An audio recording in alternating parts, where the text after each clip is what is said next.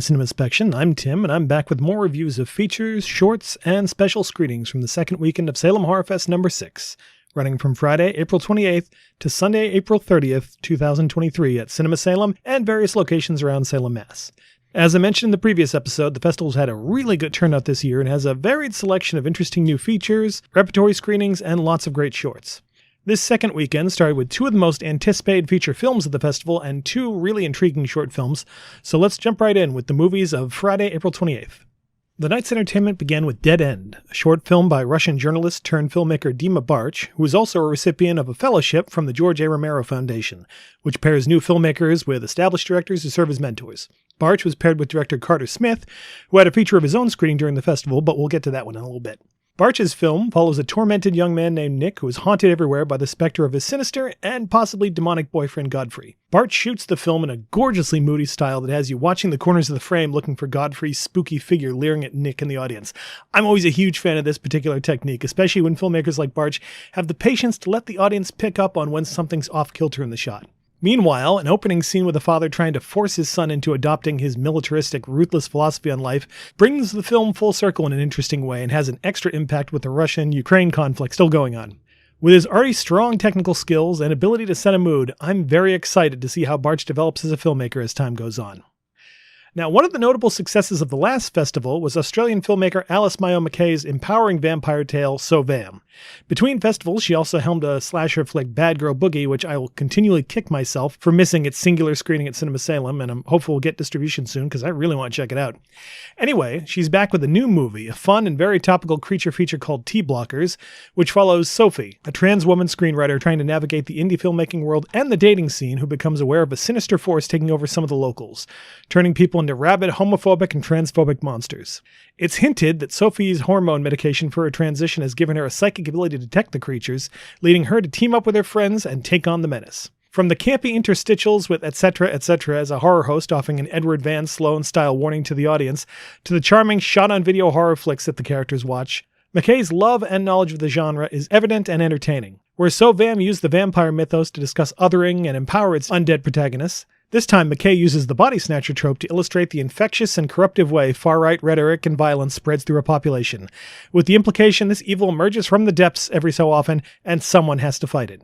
It's a nice reminder that this slide into horrible conservative fascism isn't just an American trend, but is happening internationally. You can't help but feel McKay is bringing a lot of autobiographical elements, not only as a trans woman having to deal with rising transphobia, illustrated by the identity crisis Sophie faces in choosing whether she should be the one to fight back, but also McKay's experiences in the independent filmmaking world. The story also neatly depicts the value of horror movies to combat social horrors, as Sophie gets valuable info on the threat from a low-budget horror flick from a fellow transgender director who faced this same menace before. The film also succeeds in negotiating some wide shifts in tone, such as slowing down for a lovely quiet scene where Sophie has a heart-to-heart conversation with her supportive, recovering addict brother, and then clicking over to tweak elements of superhero cinema as Sophie and her friends don masks and gather weapons to fight off the creatures, a plot direction you can't help but cheer. I also have to praise the wonderfully inclusive decision to add pronouns to the main cast and crew's names in the credits. The only minor criticism I can note is a similar issue I had with So Vam, in that some of the fight scenes are shot and edited in a way that makes the action a bit murky and hard to follow, but that's a minor quibble.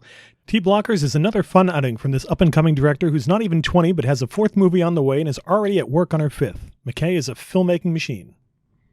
Next, we got another short, The House Sitters, directed by Sidney Horton and written by Edward Zorich, which follows Annie, a young woman who's agreed to a house-sitting job for an old friend of her grandmother's and has invited her best friend Tatum along with the hope of expressing her true feelings and turning their friendship into something more. But when Tatum abruptly exits to deal with her brother, Annie is left behind in the creepy old house.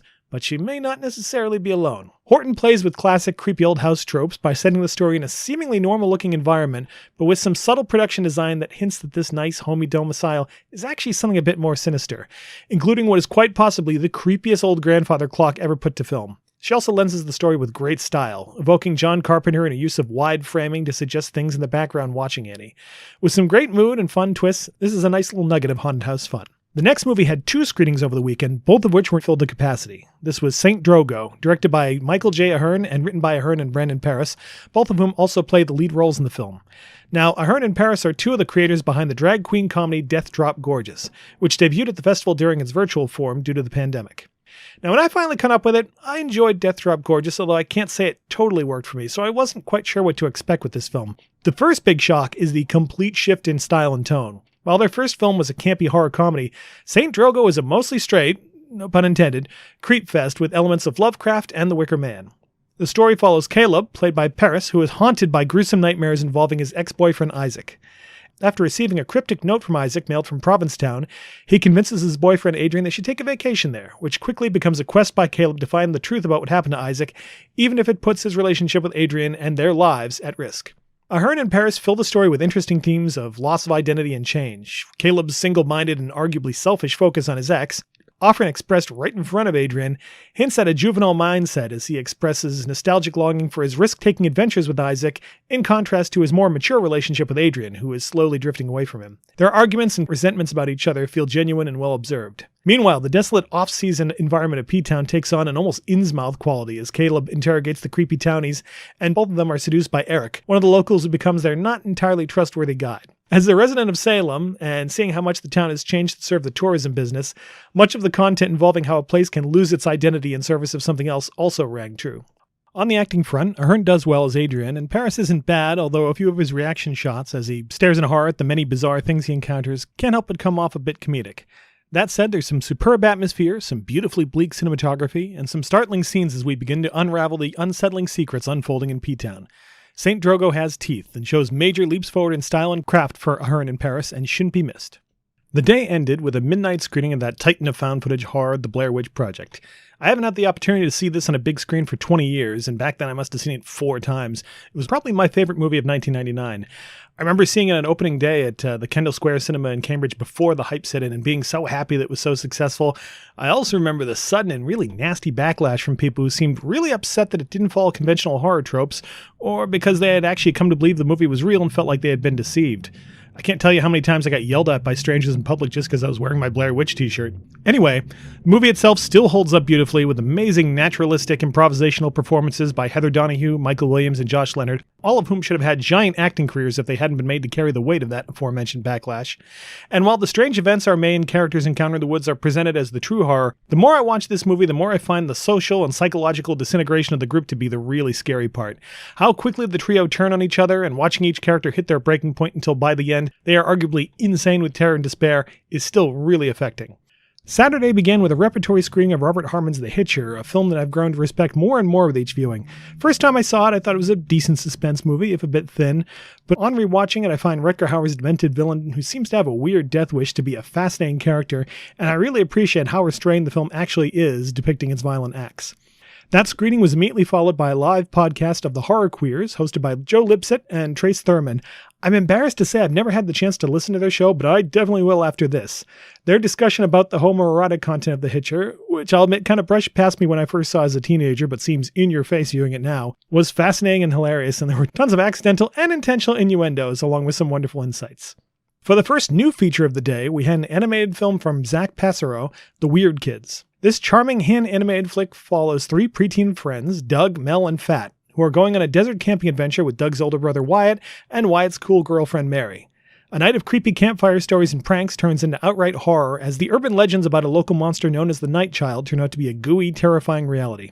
The Weird Kidz almost feels like a South Park episode crossed with the 1980s Ambulance Kids Adventure and a 1950s giant bug flick with some video game imagery and spooky cult themes thrown in for good measure. Now, it's easy for young characters in these kind of stories to just be obnoxious, but there's something charming in how the boys' immaturity, represented by their pyromaniac tendencies and their desperate desire to see a naked girl, contrasts with their desire to impress the older Mary. Any kid who's had an older brother and encountered that brother's friends has felt that desire to be taken seriously by the older, cooler kids, and this movie captures that perfectly.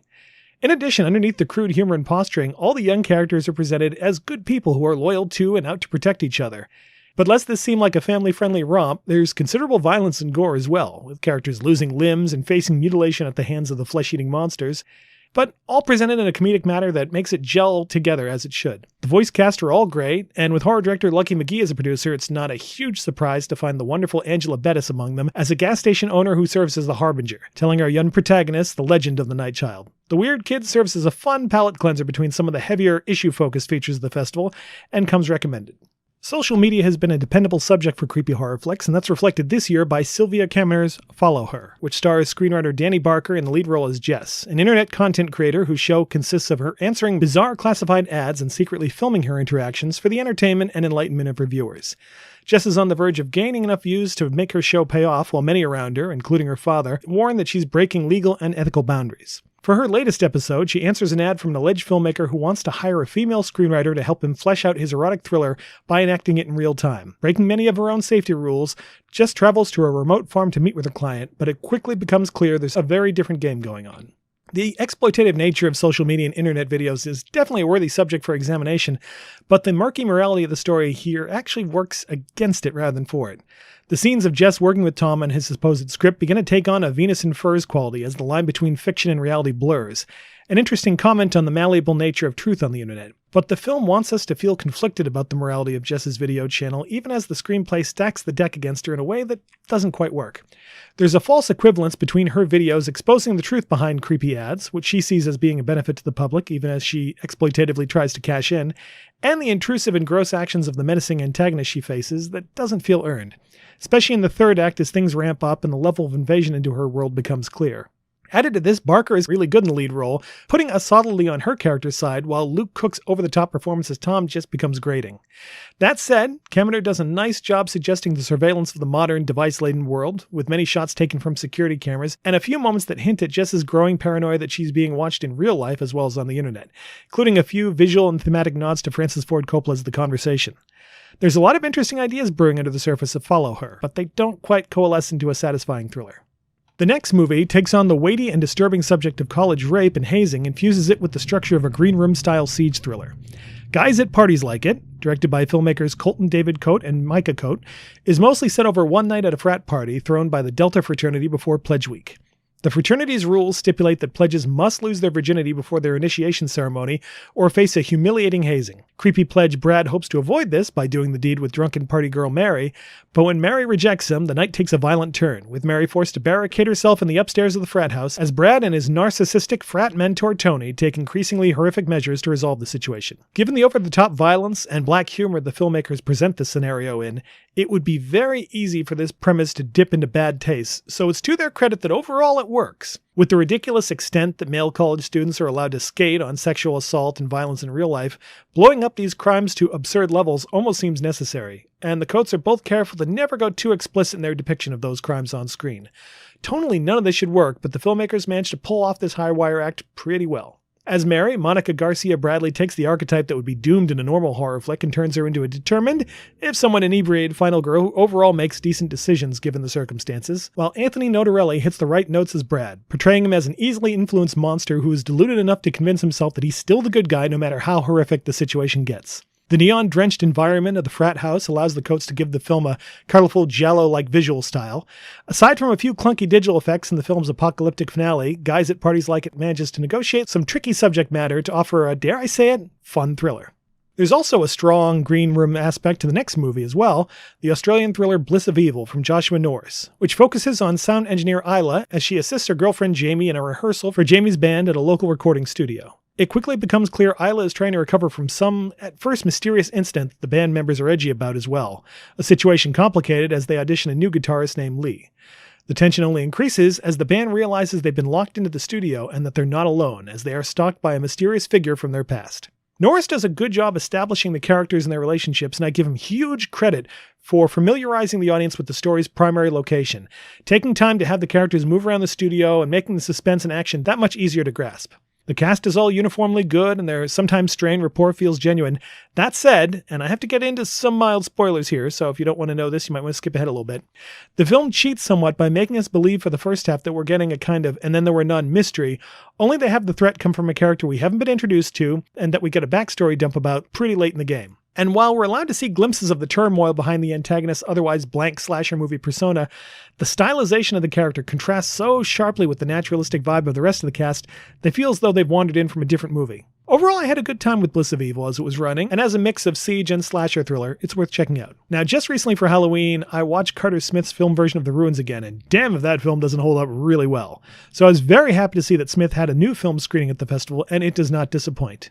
Swallowed follows adult film actor Ben, who's about to leave his small town and his best friend Dom for the big city.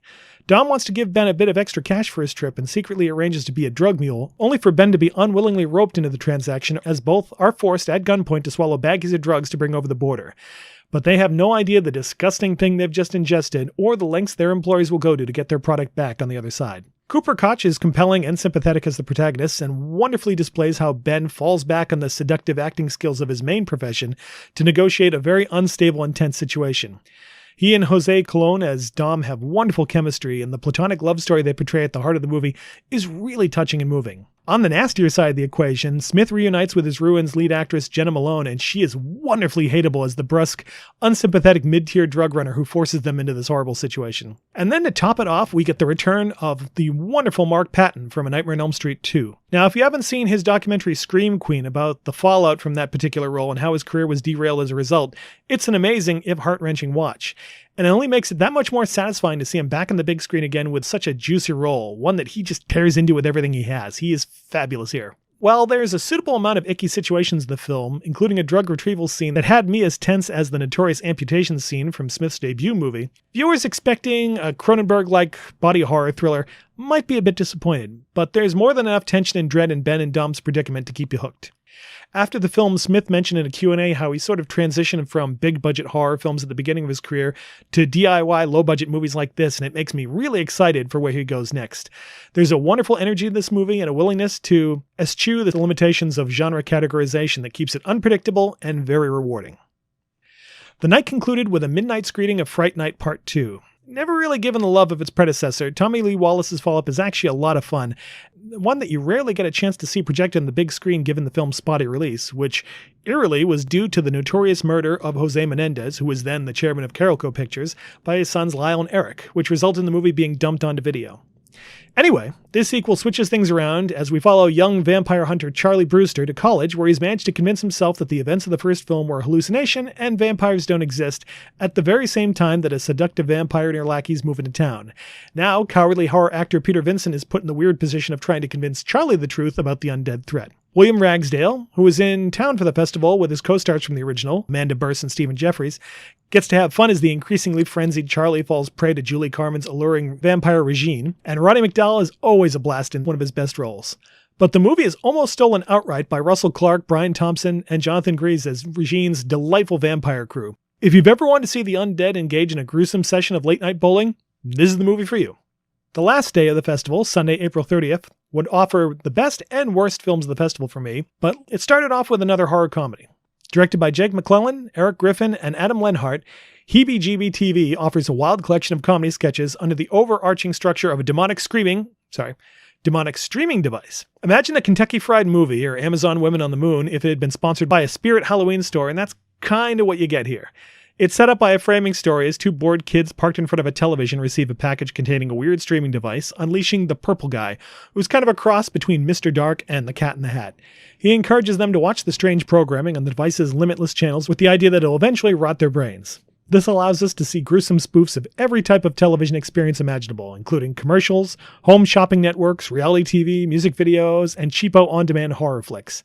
The level of humor is as broad as a children's show, but aimed at adults. But the undeniable appeal of this structure is that if a sketch falls flat, such as the clunky feature within the feature of The Night Snacker, you only have to wait a few minutes for something better, such as a 900 number ad with a tetchy blue monster girl, or a puppet musical number with neglected candy corn crooning about how they desperately want attention on Halloween. These little bits are delightful. This feels like the perfect kind of movie to have running during a Halloween party where you can kind of drop in and out of the story whenever you want.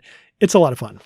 Now, one of the great appeals of this festival for me is that a lot of the time I'm going into a movie completely cold with no idea what a movie's about or even its tone. When that happens and you encounter a movie that knocks your socks off, it's really something special. And that is definitely the case with Maya, from British-Pakistani filmmaker K11, who is another George A. Romero Foundation Fellowship recipient. The movie follows the title character, a young Pakistani orphan living with her adopted family who finds herself tormented by strange, traumatic memories of her forgotten childhood.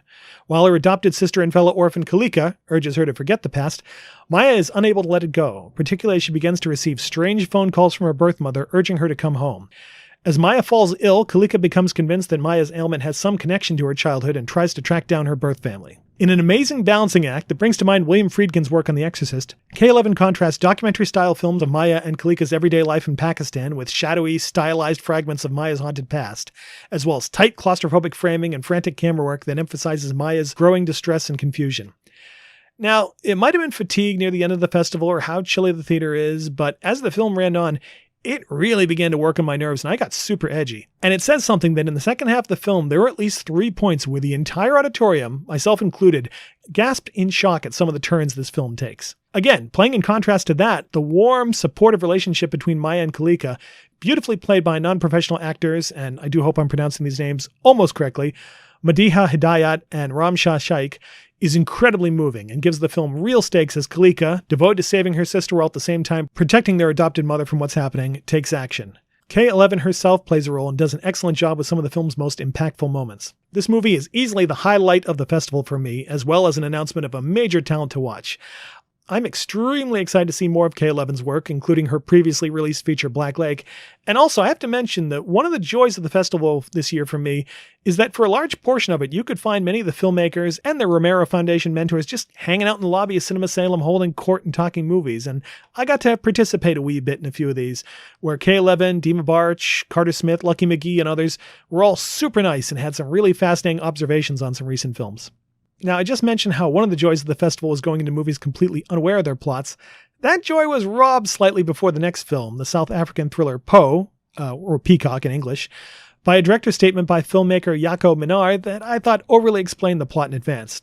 That said, the movie itself was still quite enjoyable, telling the story of Anna, a member of a puritanical institution who's punished for her infractions of the Foundation's strict rules, and is assigned to serve as housekeeper and nurse to Sorel, a theologist living in a remote farmhouse and one of the organization's founders.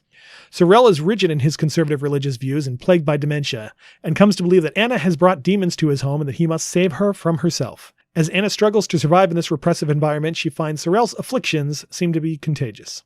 Those expecting a conventional horror film might be disappointed by Poe, as the film plays as more of a gothic drama with a few horror elements, such as Anna experiencing visions of creepy demonic figures roaming the house and preventing her from escaping. But these moments really hint at the true horror the story presents, the patriarchal system that ruled apartheid-era South Africa, embodied by Sorel himself, and the way such repressive views and beliefs can be imprinted on others just by sustained contact. Sorel and the old system he represents are regarded with respect and reverence by the other members of the Foundation, despite the cruelty and instability inherent in both, something Sorel dismisses as a necessary shortcoming when building a nation.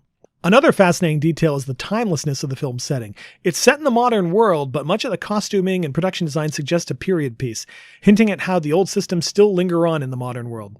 There's also a great use of sound to suggest Sorel's fractured mental state, while on the performance front, Johan Bothan deserves credit for humanizing Sorel without making him at all sympathetic, while Taryn Wingard, who might be familiar to audiences from Ridley Scott's Raised by Wolves, makes for a compelling heroine. So if you can keep your genre expectations in check, Poe makes for a compelling drama. Now that brings us to the final film I saw at the festival, Scott Goldberg's The Forest Hills. Now, before the film, we were told in a phone message by Goldberg that the version we were about to see was an early director's cut and that he had contracted with a streaming service to shoot some new footage that would expand the story a bit beyond what we saw. This one had a bit of notoriety going in as it featured Shelley Duvall's first performance on screen in 20 years. Given the recent revelations about Duvall's mental health and that recent situation with Bruce Willis being taken advantage of by agents and producers, I'll admit I had some trepidation about how exploitative this could be, but I was willing to give it a shot. So the film opens with Duvall as an older woman diagnosed with terminal cancer facing the end of her life, and at first it's clear that Duvall still has it, as she's really compelling in these opening scenes. The problem is that it's only the first 5 to 10 minutes of the movie, and after that, Duvall is out, and her character barely mentioned, as the film shifts to focus on her character's troubled son Rico, once a gentle soul but now tormented by sudden rages and a growing fear that something feral and dangerous has been unleashed in him. There was an awkward period during the screening where everyone in the audience tried to keep it together, but once a stray chuckle escaped from the row behind me, the dam was unleashed and we all kind of lost our composure, leading to a steady stream of giggling throughout the runtime. Now, I can't say this film wasn't entertaining, but I don't think it was in the way Goldberg intended, unless I'm totally misreading this and he meant this as a spoof. Goldberg fills the movie with familiar faces from the genre, including Felissa Rose, Stacey Nulkin, and the always amazing Dee Wallace, but they're mostly cameos, as most of the film's dramatic weight falls on Chico Mendez playing Rico. I'm sorry to say, he can't support that weight, and much of his tormented overacting borders on parody, although I imagine him walking away from every take punching the air, thinking he nailed it in a tour de force performance. Rico's plight is more affecting as a drinking game. Take a shot anytime Rico wigs out at someone over the telephone, or you could even take a shot anytime his name is said for that matter, although that would probably have you dead from alcohol poisoning after the first 15 minutes. Now, to be fair, Mendes isn't given much help by a mess of a script that lurches from scene to scene as it concocts a whole world that is singularly concerned about the well-being of this one character. Then there's the awkward info dump and flashback about Rico's backstory by his sister that is immediately followed by a second info dump and flashback giving more of his backstory, with it unclear as to the chronology as to which part comes before which part. Goldberg then tries to ascribe Chico's condition to a hate crime perpetrated on him, which instead of seeming timely comes across as very heavy-handed, especially after seeing Carter Smith work a similar plot point much better a few movies ago during Swallowed. While many of the previously mentioned actors are bit parts, Edward Furlong gets a larger role as Chico's support group buddy, and his performance does suggest he could have a future playing weird, creepy character roles in David Lynch-style movies. I don't know what Goldberg plans to add to the film, though it is telling that the IMDb entry for the film features photos and actors that I did not see anywhere in the movie, but I can't imagine what he could do to this one in post-production to make it coherent or compelling beyond the accidental amusement it gave the festival audience. So that wrapped up Salem Horror Fest number 6 for me. It's been a fun ride with some really interesting films that I highly recommend you seek out, and a group of new filmmakers to keep your eyes on. As ever, huge thanks to Kay Lynch, founder of the festival, and all the festival volunteers, filmmakers, and fellow attendees, as well as the wonderful staff and management of Cinema Salem for making it such a fun and pleasant experience. That ends the discussion, but not the conversation. If you'd like to have your say about Salem Horror Fest 6 weekend number 2, or feel that I missed something, check out the comments section for this episode on CinemaSpection.com and start talking. Email your comments, complaints, questions, and suggestions to cinemaspection@gmail.com. You can also like our Facebook page or follow us on Twitter at CinemaSpection. We're also on Instagram under CinemaSpection. Our show is available on Apple Podcasts, Stitcher, Spotify, and Amazon Music, so if you like what you hear, please subscribe, and if you have a moment, please leave us a review there. We appreciate your feedback, and your reviews help increase our visibility. We're also now part of the Fireside Alliance podcast network. Check out some of the other great shows on the network at www.firesidealliance.com and join our Discord. We'll be back to discuss another movie next time. Until then, thanks for listening, and remember to keep watching closely.